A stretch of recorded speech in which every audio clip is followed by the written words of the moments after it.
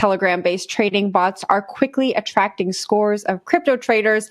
The leader of the pack seems to be Unibot, which launched in May and has briskly gained a following. This comes as Telegram merchants gain access to in-app crypto payments for the first time. Let's talk about this. So Telegram users have been able to send payments back and forth already.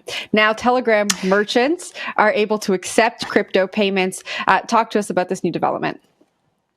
Yeah, so as you said, you can already send crypto on Telegram, but what's interesting is that it was not widely adopted. So according to CoinDesk, just 2 million of the over 700 million Telegram members were using wallet services. So this was like not a very popular thing, but now this being expanded to merchants, there's been a lot of hype about this. There's been a lot of conversations about this. As is the case with everything in crypto, there is controversy about this as well. In particular, there's controversy about how secure this product is. So there's basically sort of two sides of this.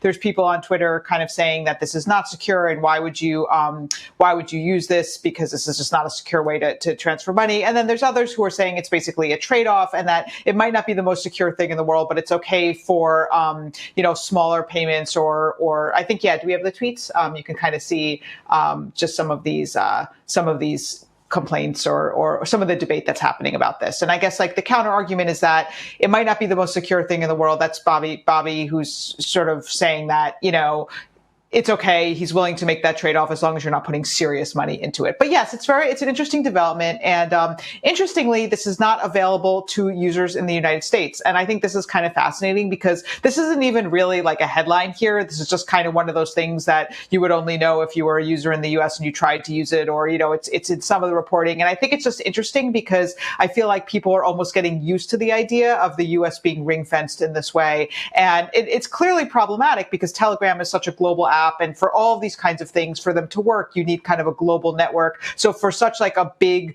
player to be excluded from this is, obviously somewhat problematic. So I mean, just to be sure, it's not available even to individual users. Like, okay, let's say there's a guy that comes to my house and gives me something, a plant-based thing, and I kind of want to pay him for it. I can't use Telegram for that, correct? I mean, Lawrence, you're welcome to try. All I know is that according to Telegram's terms of use, it is not available to users in the United States. And Telegram has had TON has had issues with the SEC in the past. I'm sure it's, somewhat related to that. But again, this is just an interesting thing. And it just is one of the many challenges of creating a global payments network, which is not available all over the globe. Well, talk about geofencing. We don't even have Cash App here in Canada, so I can tell you we feel the pain. We still email money to each other. Pelts. You don't even have cash. You just use animal pelts. That's exactly it. Come up to the north where we just use pelts, according to Lawrence Lewitton. All right. Pelt coin, yeah. Yeah. I want to talk about this move to have like an all-in-one payments and messaging app. We had Brian Armstrong come out and say, Coinbase wants to build the next WeChat. We had Elon Musk say he wants to build the next WeChat. WeChat is obviously this massive infrastructure in China that allows you to do absolutely everything from email to chat to pay at a store, virtual payments. Talk to us about that race over here in the West. Yeah, I mean, I don't know if I would call it a race because it's pretty slow. I mean, WeChat has been going on for years and WeChat is thriving. And, all these companies would love to have WeChat because WeChat is such an all-in-one app, right? I mean, you can do everything on it and everybody's on it and it really dominates the market. A lot of people have tried it, but I think as we're seeing, is all of these different, there's the US part of the problem is that there's just so many different apps. There's so many different companies, and they haven't quite managed to get everybody in one place doing everything on one app. And a lot of people have tried, but what we're seeing with all of these, there's so many interesting data points right now. I mean, there's Telegram introducing this. We have Reddit and Moon, we have Twitter now also trying to share ad revenue with creators.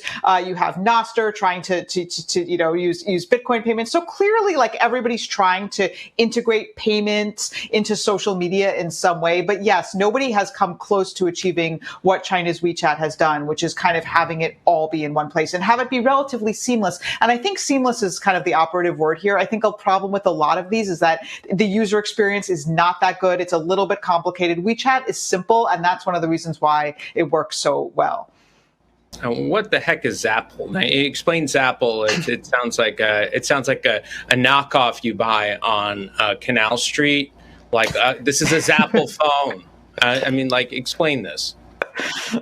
Okay, so this is just another one of these, crypto controversies. So basically, last month, Apple threatened to remove Damus from the App Store for allowing users to zap, which means, I guess, to tip each other with Bitcoin on content posted in the app. And now developers have said that they've discovered a way to kind of a workaround, which basically enables zaps via emojis. That is my understanding of the topic. But again, the larger picture here, if you don't want to get into all the sort of Zapple, vocabulary here. The larger picture here is, again, this is just another obstacle, and this is just another pain point, which now is the App Store, right? So it's just basically all of these, a lot of these crypto payment attempts are just coming across obstacles in various forms. Either it's via Apple or it's via, I don't know, some regulatory issues. So there's just a lot of issues in terms of getting a seamless experience for payments in these social media apps. And Emily, just before we wrap, I think we should clarify, WeChat doesn't actually facilitate crypto payments, right? This is just fiat payments that WeChat is Right. Thank you for clarifying. Yes, WeChat is basically, for those who are not familiar with it, huge in China, can be used for everything to, talk to your friends, to, book various appointments, it's just basically the everything app, right? And it's used for payments, but no, not specifically for crypto payments. And we should also clarify that Canada doesn't use any animal pelts for just beaver pelts.